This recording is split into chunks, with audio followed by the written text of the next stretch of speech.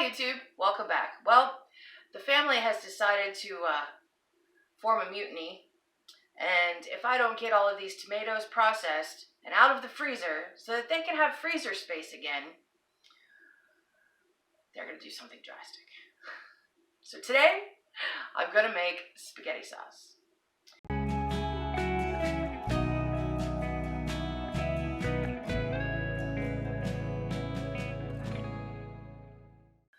Well, I better get cracking because they're going to do something drastic.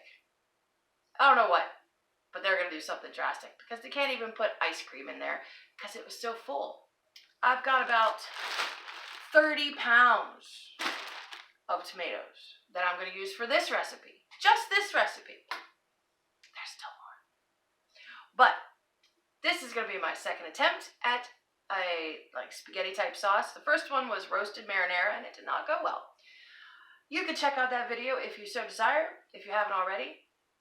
But this one is going to be a straight spaghetti sauce with no meat. Which there are several type recipes in this book, but I wanted to pressure can it. And I didn't care for the pressure canning recipes in this book. So I looked on the, what is it called? The National Home Preservation site, whatever that is. I'll link it down below. But it is basically the same recipe as the spaghetti with meat in here, except it's without the meat and it cooks for less. Everything else is pretty much the same. So that's what I'm going to be using with my homegrown tomatoes. I've got some green peppers that I froze that are already chopped up for me. And the rest of my onions probably, because there's not a whole lot left. So there's a lot to do. And these are not fully thawed yet. They've been out for a while. They're getting there. Some are squishy, especially like the cherry tomatoes, but we're just gonna basically throw all this stuff in here and get it going. And it'll thaw as it cooks. But there's a lot to do with this, and it's gonna take a while. So let's get started. So the tomatoes have been cooking. This is just their own juices.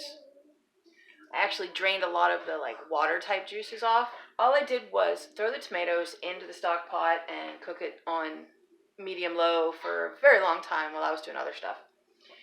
And because it's so big, it didn't even boil for half that time. Well, the ones that were chopped up are just falling apart. There's some that are still mostly whole. I had cored them, but I didn't chop them up. I'm going to hit it with the immersion blender, so it doesn't really matter.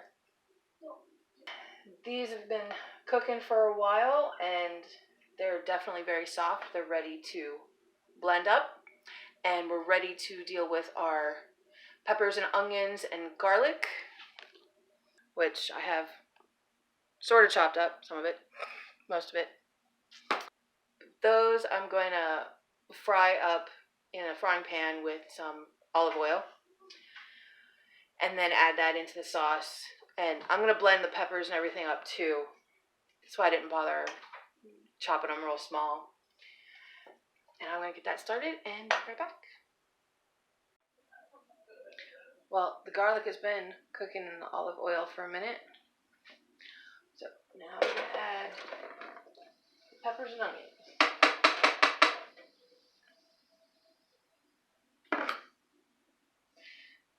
Let it cook in the oil until it's tender.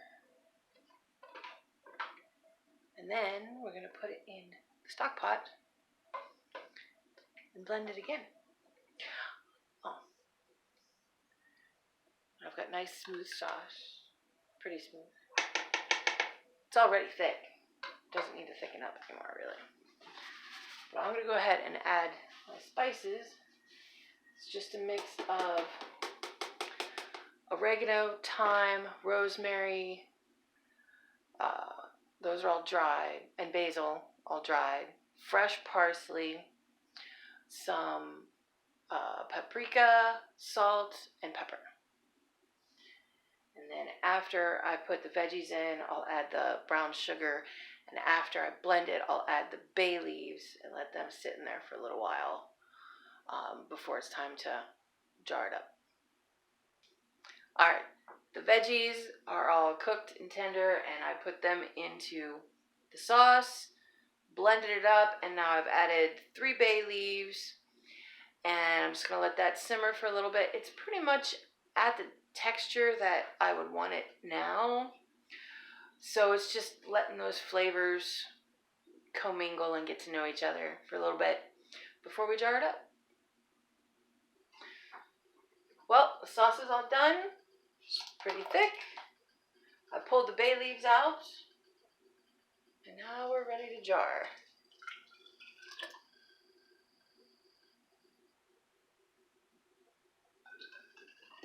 Now the recipe says leave a 1-inch headspace for this one. But the last time I made marinara sauce, I left a 1-inch headspace, and half my jars blew the tops in the canner. So I'm going to leave a very generous headspace and see if we have better luck this time. Oop, like that. Can't even really tell. It just looks like a 1-inch headspace in the video, but it's a little bit extra. It's like half an inch extra, almost. Anyway, I'm going to finish this up, and we'll be right back. Well, 7 quarts of sauce in the canner, but I still have a good bit more sauce. I'm going to jar that up while these are going, see how many there are. It's too late at night tonight to run another load, but if there's enough for another load, I'll do it in the morning. Well, I got 2.5 more quarts. That's 9.5 quarts total. Not bad. 10 pounds of pressure, processing for 25 minutes. 9.5 quarts of spaghetti sauce. Not bad at all. Thanks for watching. Remember, life's an adventure. Thanks for joining me in mine. God bless.